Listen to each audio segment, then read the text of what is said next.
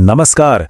जरा सोचिए एक ऐसी ताकत के बारे में जो जमीन को फाड़कर आग का दरिया बहा दे, समंदर के बीचों बीच नए द्वीप बना दे और पूरी दुनिया का मौसम तक बदल दे।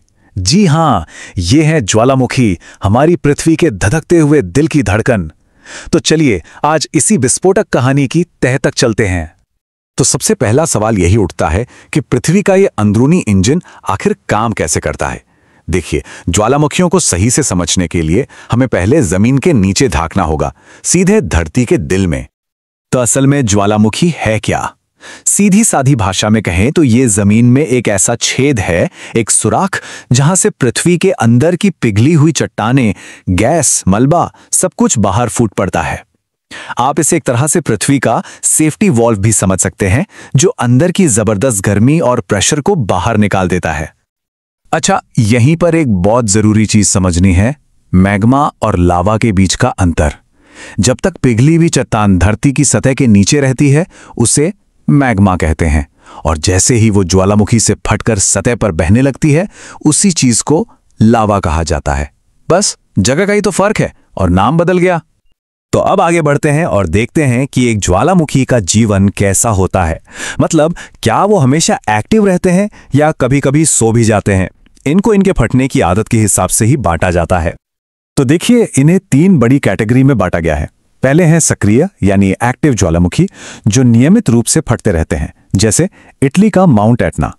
दूसरे हैं प्रसुप्त, मतलब सोए हुए ज्वालामुखी। ये अभी तो बिल्कुल शांत हैं, लेकिन कब जाग जाएं कोई नहीं जानता, जैसे जापान का मशहूर माउंट फूजी। और आखिर में आते हैं शांत या मृत ज्वालामुखी, जो अब हमेशा के लिए खामोश हो चुके हैं। अच्छा, तो ये तो हो गई ज्वालामुखी की किस्में, लेकिन असली सवाल तो यह है कि ये फटते ही क्यों हैं। चलिए जरा धरती के इंजन रूम में उतरकर देखते हैं कि आखिर ये विस्फोट होते क्यों हैं। देखिए, इसकी सबसे बड़ी वजह है प्लेट टेक्टोनिक्स। हमारी पृथ्वी की जो ऊपरी परत है ना, वो एक पजल की तरह है, जो कई बड़े बड़े टुकड़ों से बनी है। इन्हें ही प्लेट्स कहते हैं। और ये प्लेट्स ये लगातार खिसक रही हैं, तैर रही हैं। जब इनके हिलने डुलने से धरती के अंदर दबाव, तापमान या चट्टानों की बनावट में कोई बड़ा बदलाव आता है, तो वो पिघलकर मैग्मा बन जाती हैं। अब ये मैग्मा बनता कैसे है? इसके तीन मेन तरीके हैं। पहला, जब दो प्लेटें एक दूसरे से दूर जाती हैं तो ऊपर का दबाव हट जाता है और नीचे की चट्टानें पिघलना शुरू कर देती हैं। दूसरा, जब एक प्लेट दूसरे के नीचे धंसती है तो अपने साथ समंदर का पानी भी ले जाती है। ये पानी चट्टानों के पिघलने का पॉइंट कम कर देता है और वो आसानी से पिघल जाती हैं। और तीसरा है हॉटस्पॉट। ये तो बिल्कुल ऐसा है जैसे मैंटल से सीधे गर्म लावा का एक फव्वारा ऊपर की तरफ उठ रहा हो। अब ये टेबल देखिए, ये इन तीनों तरीकों को बहुत साफ साफ समझाती है। जहां प्लेटें दूर जाती हैं, वहां दबाव कम होने से पतला और तेजी से बहने वाला लावा बनता है। जहां प्लेटें टकराती हैं, वहां पानी की वजह से गाढ़ा और चिपचिपा लावा बनता है। और हॉटस्पॉट, जो इन प्लेटों से आजाद होते हैं, वो भी आमतौर पर पतला लावा ही बनाते हैं। तो अब तक हमने ये समझ लिया कि ज्वालामुखी आखिर फटते क्यों हैं। अब बारी है ये देखने की कि अंदर से ये दिखते कैसे हैं। चलिए इनकी बनावट को समझते हैं।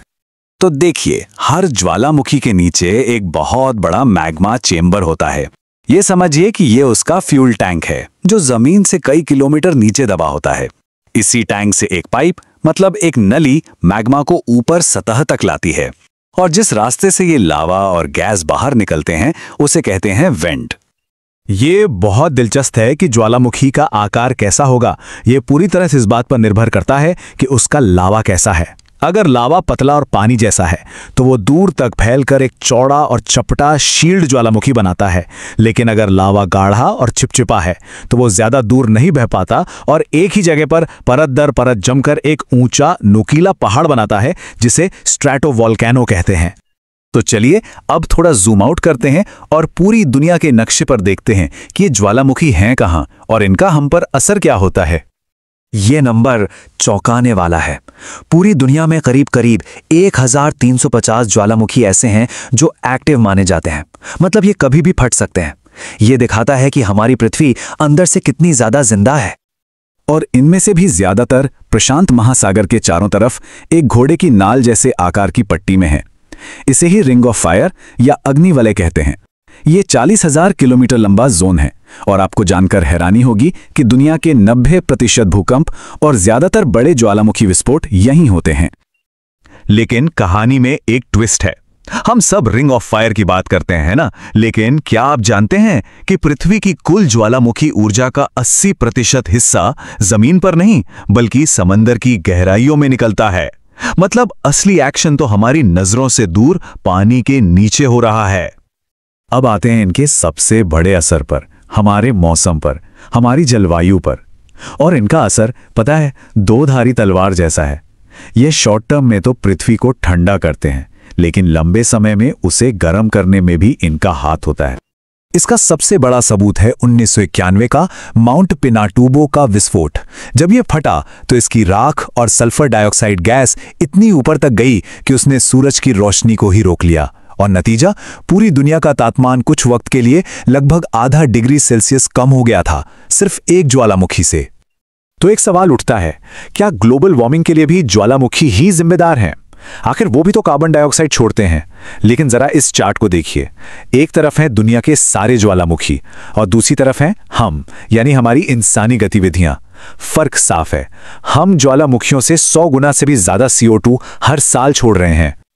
लेकिन ये सिर्फ विनाश नहीं लाते, ज्वालामुखी एक तरह से निर्माता भी हैं।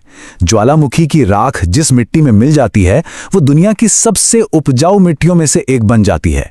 इसमें पौधों की पैदावार 3 गुना तक बढ़ सकती है। ऐसा इसलिए क्योंकि ये राख मिट्टी को जरूरी पोषक तत्वों से भर देती है। तो अब हम आखिरी पड़ाव पर हैं। चलिए इन सारी बातों को समेटते हैं और समझते हैं कि ज्वालामुखी की असली पहचान क्या है, विध्वंसक या फिर निर्माता।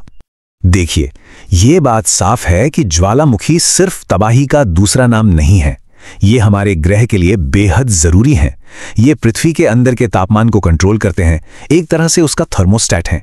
ये लगातार नई जमीन बनाते हैं, नए द्वीप बनाते हैं। ये हमें जियोथर्मल एनर्जी यानी साफ ऊर्जा का एक जरिया देते हैं, और जैसा हमने देखा, ये दुनिया की सबसे उपजाऊ जमीन भी हमें ही देते हैं। तो आखिर में सवाल फिर वहीं आकर रुकता है, ये ज्वालामुखी आखिर हैं क्या? सिर्फ विनाश की ताकत या फिर जीवन को बनाने वाले सबसे बड़े शिल्पकार? इस पर सोचिएगा जरूर।